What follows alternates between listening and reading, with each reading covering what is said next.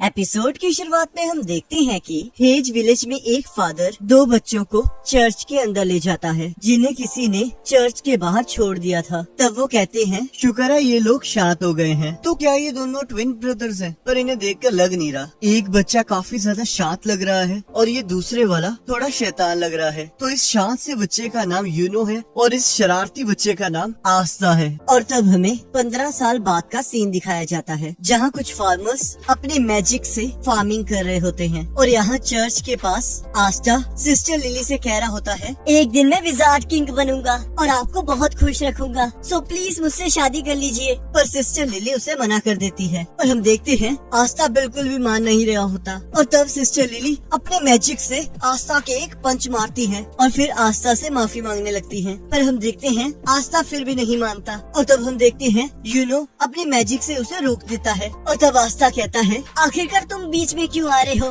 तब यूनो कहता है, क्योंकि तुम्हारा बिहेवियर बहुत बेकार है और अगर तुम ऐसे ही रहे तो कोई लड़की तुम्हें भाव नहीं देगी। तब आस्था गुस्से में कहता है, हम साथ साथ बड़े हुए हैं और अब तुम मुझे ये कह रहे हो? तब यूनो कहता है, आस्था सिस्टर लिली गॉड की सेवा करती हैं, इसलिए वो किसी से शादी नहीं कर सकती। तब आस्था यूनो को लड़ने के लिए कहता है पर यूनो मना कर देता है। और तब नैश कहता है, रहने दो आस्था, तुम यूनो को कभी नहीं हरा सकते। और तब आस्था कुछ करने की कोशिश करने लगता है। तब नैश कहता है, तुम्हारे पास मैजिक नहीं है, मुझे विश्वास नहीं होता कि तुम्हारे एज का कोई लड़का मैजिक भी न यूज कर पाए। तब आस्था कहता है, मैं तुमसे बड़ा हूँ, तुम मुझसे तमीज से बात करो। तब नैश कहता है, बिल्कुल नहीं, इस दुनिया में मैजिक ही सब कुछ है, जिसके पास जितना ज्यादा मैजिक होता है वो उतना ज्यादा इम्पोर्टेंट होता है और तुम तो कोई मैजिक यूज ही नहीं कर सकते। तब आस्था कहता है, तो मुझे लगता है अब मुझे तुम्हें अपना स्पेशल मूव दिखाना ही होगा। और हम देखते हैं आस्था एक्सरसाइज करने लगता है और दूसरी तरफ यूनो अपने मैजिक से कपड़े सुखा रहा होता है, जिसे देखकर सभी बच्चे बहुत खुश हो रहे होते हैं। और तब यहाँ हम देखते हैं फादर ओरसी वहाँ आ जाते हैं और कहते हैं, यूनो ही इस चर्च की इकलौती उम्मीद है।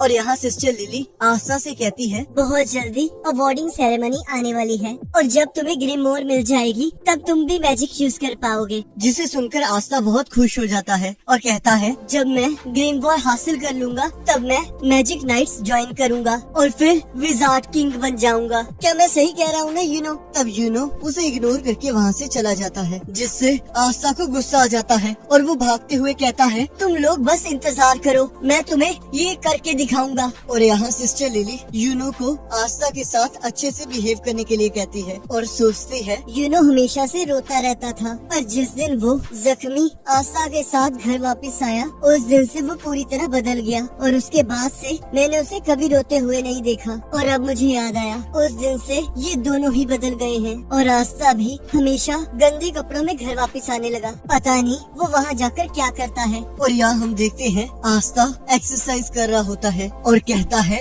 मैं विजिट किंग बन के रहूंगा और मुझे कोई नहीं रोक सकता, पर उससे पहले मुझे अपने आप को ट्रेन करना होगा। और दोबारा से एक्सरसाइज करने लगता है। और तब हमें बताया जाता है, मार्च में जब डैंडलियन के फूल हवा में उड़ने लगते हैं तब साल में एक बार क्लोवर किंगडम में सारी जगह 15 साल से बड़े बच्चों को इकट्ठा किया जाता है और उन्हें ग्रिमवॉर टावर बुलाया जाता है ताकि उन्हें अपनी ग्रिमवॉर मिल सके, जिसकी मदद से वो अपनी मैजिकल पावर्स को इंक्रीज कर सकते हैं। और यहाँ ग्रिमवॉर टावर के अंदर आस्था सोचता है, एक बार जब मुझे ग्रिमवॉर मिल जाएगी तब मैं भी मैजिक यूज कर पाऊंगा और तब मैं यूनो को पीछे छोड़ दूंगा। तब यहाँ कुछ बच्चे आस्था और यूनो का मजाक उड़ा रहे होते हैं और कहते हैं, हमें यकीन नहीं होता ऐसे बच्चे भी 6 मंथ्स में मैजिक नाइट्स का एग्जाम देंगे। सिर्फ नोबल फैमिलीज और रॉयल फैमिलीज में इतनी ताकत होती है जो कि इस एग्जाम को पास कर सके और उनमें से एक तो कोई मैजिक भी नहीं यूज कर सकता और ये पूरी कंट्री में इकलौता ही होगा जो कोई मैजिक ही नहीं यूज कर सकता। और तब वहाँ ग्रिमवॉर टावर का मालिक आ जाता है और वो सबको वहाँ आने के लिए कांग्रेचुलेट करता है और वो कहते हैं, हमारे एरिया से ना तो कोई आज तक विजिट किंग बना है और न ही मैजिक नाइट्स में किसी हाईएस्ट पोस्ट पर पहुंचा है, तो इस बार मुझे उम्मीद है कि शायद तुम में से कोई एक किसी दिन विजार्ड किंग बन जाए और अब तुम्हारे ग्रिमवॉर लेने का टाइम आ चुका है। और यहाँ हम देखते हैं सभी लोगों को अपनी अपनी ग्रिमवॉर मिल जाती है। और तब यहाँ आस्था कहता है, क्या मेरी ग्रिमवॉर कहीं लेट हो गई है? तब उस टावर का मास्टर कहता है, तुम अगले साल ट्राई करना। जिसे सुनकर सभी लोग आस्था का मजाक उड़ाने लगते हैं। और तभी हम देखते हैं यूनो की ग्रिमवॉर अचानक से चमकने लगती है और तब सभी लोग देखते हैं वो एक 4 लीफ क्लोवर ग्रिमवॉर होती है। तब फादर कहते हैं ये तो वही ग्रिमवॉर है जो कि फर्स्ट विजार्ड किंग को मिली थी। तब सिस्टर लिली कहती है इसके बारे में कहा जाता है कि इसके अंदर बहुत ज्यादा पावर और गुड लक है। तब यूनो कहता है सभी लोग सुन लो, अगला विजार्ड किंग मैं बनूंगा, और सभी लोग उसे चीयर करने लगते हैं। तब आस्था गुस्से में कहता है तुम बस इंतजार करो यूनो, बहुत जल्दी मैं तुम तक पहुंच जाऊंगा क्योंकि मैं तुम्हारा इकलौता कॉम्पिटिटर हूँ। तब यूनो कहता है ऐसा कभी नहीं हो सकता और वहाँ से चला जाता है। और तब यहाँ आस्था कह रहा होता है मुझे लगा था जब मुझे ग्रिमवॉर मिल जाएगी तब मैं मैजिक यूज कर पाऊंगा, पर अब तो देखो मुझे कोई ग्रिमवॉर ही नहीं मिली। पर रुको, मैं इतनी जल्दी हार नहीं मानूंगा, मैं तुम्हें जीतने नहीं दूंगा किस्मत, मैं तुम्हें दिखा कर रहूंगा, चाहे इसमें मुझे 100 साल ही क्यों न लग जाए। और मैं तब तक हार नहीं मानूंगा जब तक मुझे ग्रिमवॉर नहीं मिल जाती, और मैं विज़र्ड किंग बन के ये साबित कर दूंगा कि इस दुनिया में कोई भी औसम बन सकता है, चाहे वो एक गरीब और अनाथ बच्चा ही क्यों ना हो। और तुम मेरा इंतजार करना यूनो। और यहाँ हम देखते हैं एक बच्चा यूनो से जेलस होकर उस पर हमला करने लगता है, पर हम देखते हैं यूनो बिना अपने ग्रिमवॉर को यूज किए उसके अटैक को काट देता है। और तभी हम देखते हैं दीवार से चीख निकलने लगती है और वो दोनों बच्चे चीखने लगते हैं। और तब एक पर्सन कहता है मैं तुम्हें इस तरह खुला नहीं छोड़ सकता, और हाँ इसे खोलने की कोशिश मत करना क्योंकि मेरा मैजिक दूसरों की मैजिक और उनके मूवमेंट्स को रोक देता है। तब यूनो पूछता है आखिरकार तुम कौन हो। तब रेवची कहता है मैं एक मैजिक नाइट था पर उन्होंने मुझे बाहर निकाल दिया, तो अब मैं सिर्फ एक चोर हूँ और अब मैं तुम्हारी ग्रिमवॉर ले रहा हूँ। तब यूनो कहता है तो तुमने अपना नाम रेवची बताया है, तो तुम इतना तो जानते ही होगे ना कि ग्रिमवॉर को चुराना बेकार है। तब रेवची कहता है मैं जानता हूँ, ग्रिमवॉर को बस वही यूज कर सकता है जिसे ग्रिमवॉर ने खुद चुना हो, पर ब्लैक मार्केट में इस ग्रिमवॉर की बहुत कीमत है। चाहे 4 लीफ क्लोवर ने तुम्हें चुना हो, पर तुम अभी भी बच्चे हो और आज तुम्हारा बहुत बुरा दिन है कि मैं यहाँ हूँ। तुम्हारी कहानी शुरू होने से पहले ही खत्म हो चुकी है और तुम्हारे गले में ये नेकलेस भी बहुत अच्छा लग रहा है। और तब हम देखते हैं आस्था भी वहाँ आ जाता है और दीवार से टकराकर नीचे गिर जाता है और कहता है आखिरकार यहाँ हो क्या रहा है, आखिरकार तुमने यूनो की ग्रिमवॉर क्यों पकड़ी हुई है, तुम एक चोर हो।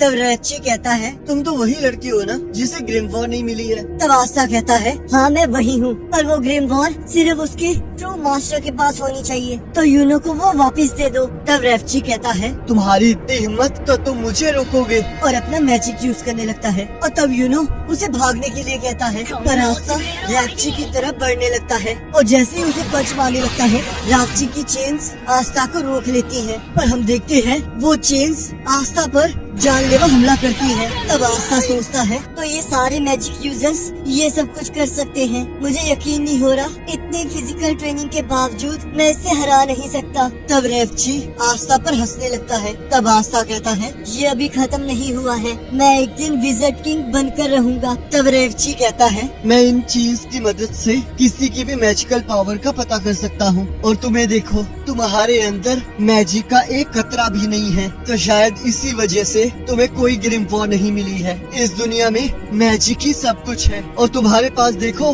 तुम्हारे पास तो कोई मैजिक ही नहीं है, तो तुम तो बहुत प्रीशियस हो। तब आस्था सोचता है अगर ये सच है तो चाहे मैं जितना मर्जी ट्राई कर लूं, मैं कभी मैजिक नहीं यूज कर पाऊंगा। तब रेवची कहता है विज़ार्ड किंग बनना तो तुम भूल ही जाओ, तुम्हें तो कोई जॉब भी नहीं मिलेगी और तुम्हारा दोस्त तुम्हारी इस कंडीशन पर बहुत हंसेगा। इस दुनिया को तुम जैसों की कोई जरूरत नहीं है, तुम तो बस एक लूजर हो। तब आस्था सोचता है ये सच कह रहा है, मैं चाहे जितना मर्जी ट्राई कर लूं, पर इस दुनिया में कुछ चीजें हैं जो मैं नहीं कर सकता, तो शायद मुझे हार मान। पर तभी हम देखते हैं यूनो कहता है आखिरकार तुम किसे लूजर कह रहे हो। आस्था ये सच है कि तुम विज़र्ड किंग नहीं बन सकते क्योंकि असलियत में विज़र्ड किंग मैं बनूंगा, पर तुम आस्था के बारे में गलत हो रेवची। आस्था कोई लूजर नहीं, मेरा राइवल है। और तब आस्था उसे वहाँ से हटने के लिए कहता है और तब हम देखते हैं रेवची डरने लगता है। तब आस्था कहता है जरा रुको यूनो, मैं इसे अभी मजा चखाता हूँ। और तभी हम देखते हैं